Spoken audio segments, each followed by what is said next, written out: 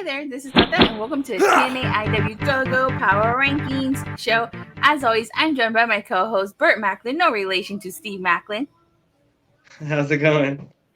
All right, so quite the interesting Impact episode, wouldn't you say? I would say so. I think it was not a slow episode, but I definitely think it was not as big as episode as we've passed, but it definitely was an interesting one. I do have to agree. I'm expecting Honor No More and Masha to be in this week's Power Rankings. If they're not, then those Power Rankings are rigged. Yeah, I would expect them to be just based on their performance the last couple of weeks. I mean, the last Thursday, they have to be on there. Yeah, definitely.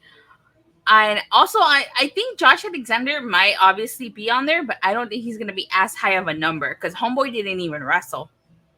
Yeah, I would not expect him to be high at all. Nope. All right, but before we get into the power rankings, Bert, how do you join the power rankings? It's very, very simple. All you have to do is reach out to me on Twitter at Burt Maclin 11, DM or just a quick message, and we'll get you into the power rankings. If you watch Impact or a regular viewer of it, you can get a quick top 10 out every week. That's all we really need. All right, and with that being said, let's play these power rankings.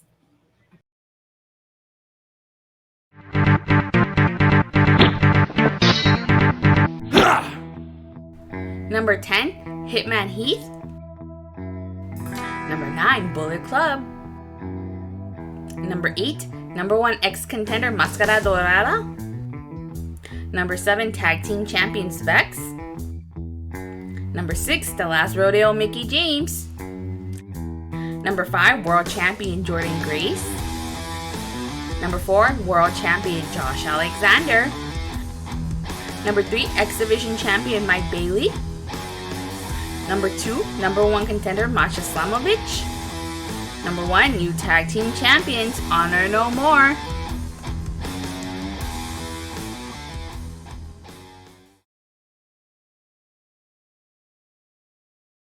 I have to say, Honor No More coming in at number 1, well deserved. They are the new tag team champions, so no surprise there. Yeah, even though they technically lost one of the matches for a title, them winning the tag team titles were huge. It was the culmination of all the storytelling with the Good Brothers and Bullet Club the last few months. So well deserved, both the titles and the number 1 spot. Yeah, definitely. Masha at number 2, well deserved too. She had an incredible match against Deonna Purrazzo. Not only that, but it was also the main event of Impact, and I guess you can say it was a rematch from Knockdown last year, in which, if you remember, Deonna won that match, and Masha got her win back here. Yeah, Masha at number 2 makes total sense, just given that she is the number 1 contender, and then just the way that she closed the show out with Jordan. I definitely agree with that one. I will say, though, Josh at number 4 makes total sense, just because I'm not saying that his run is boring, but I would say that we're toward the end of it. You know, and it's not like I'm not saying Josh is like a bad promo by any stretch, but when he's not wrestling, he needs to do more to make himself known on the show, make his presence felt, and I don't think he's done that. So at number 4, I totally have no problem with it. I definitely do agree. I feel like Josh Alexander, when he's not wrestling, he kind of is involved in these backstage segments or, like, cutting interviews, and it's like, okay, you get me? So so number 4 makes sense. I really do think Eddie Edwards is taking that belt away from Josh, because if he fails to take that title, this whole heel turn would be completely meaningless. Yeah, I don't. Yeah, and then I think Josh has pretty much beat everybody at this point, so it's kind of just time for him to reset. And so, yeah, I think Eddie taking the title is what they've been leading to, and it makes the most sense. It just sucks that we're not going to get a Steve Maclin versus Josh Alexander match for the title. I thought that was the route that they were going for, but it just, Eddie Edwards was the next choice. Was the next logical choice. Yeah. So Mike Bailey at number 3. I don't know about you, but I nearly had a heart attack when I thought Kenny King defeated him.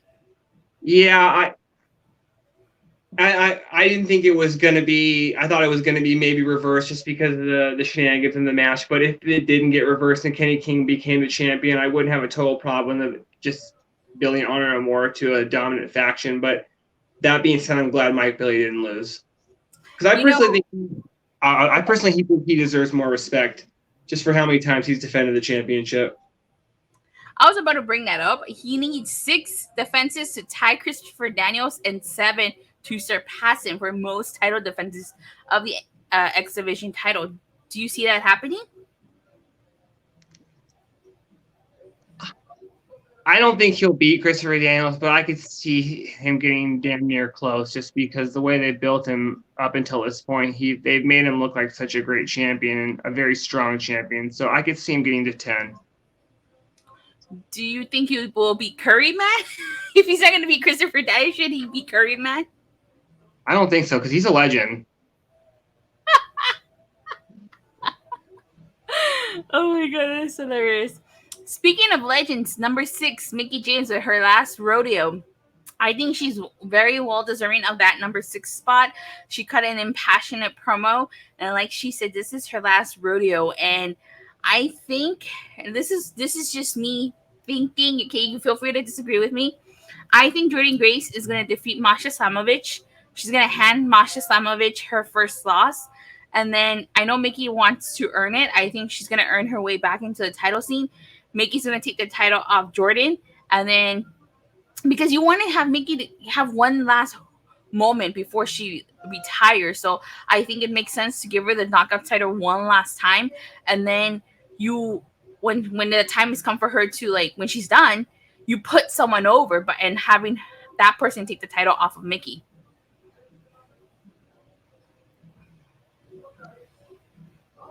Yeah, but I would rather. Yeah, that's fine because I would rather have Mickie take the title off Jordynne than Masha. Just because I think that would weaken Masha more, losing to Mickie just at this point in her career. It's just how long her streak has gone, opposed to losing to Jordynne Grace, who is just as top a star as Masha is at this point. So yeah, I'm fine with Mickie. I'm fine with Jordynne beating Masha and then Mickie taking the title off her. I agree with that. Thanks for agreeing with me. Yeah, because now I think about it, I wouldn't want Masha to lose to Mickie at this point. And when you stop to think about it, if Masha were to defeat Jordynne, where do we go with Masha? I mean, she's undefeated, and that means she's going to pretty much, I don't want to say she's going to run through the X division, but she would, assuming, Mickie James doing her storyline on the side, she would beat Mickie, I would think. And Mickie would basically put Masha over on her way out too. But I personally like Mickie taking the title off of Jordynne and then putting someone over on her way out. Yeah, then have Masha beat Mickie for the title later. I like that much better at this point. Yeah. I didn't even think about Masha. I think Masha would be the one to take the title off of Mickie. Or just having Masha just beat have her get another title run eventually. I'm just saying I don't think it weakens her if she loses to Jordynne, and then if that's where they're going to have Mickie beat Jordynne. So I think it'll be fine doing it that way.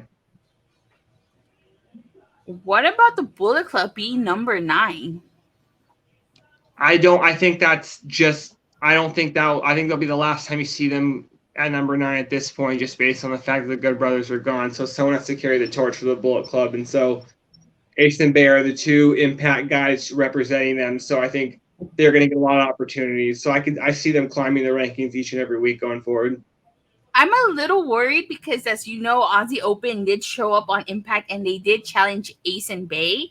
And I'm a little concerned because, when they do lose, it's always Chris Bay taking the pin. I really hope he doesn't lose, that they don't lose. And I really hope that if they do lose, Chris Bay is not the one to take the pin. But that's just me, though. How do you feel about I really don't think that they have the Bullet Club lose, just because while we usually book other talent strong from New Japan, I don't think we're going to have them beat Chris Bay and Ace, who they're trying to book as the next big team. Do you think eventually Ace and Bay are the ones who dethrone Honor No More? I definitely do. Yeah, I definitely do see that happening in the future. So who do you expect to see on the next week's power rankings? I expect a little bit of the same. I don't think Josh will stay. I don't think Josh will rise any higher. And I definitely see Masha Slamovich rising or staying where she's at, just in terms of being the number 2 spot. But I think it really is just every week it's going to be between Mike Bailey and Masha Slamovich at this point, because they are like the champion, the number 1 contender, and they're like the ones having like the bigger, not the biggest storylines, but they're on the most roll at this point. I definitely do agree.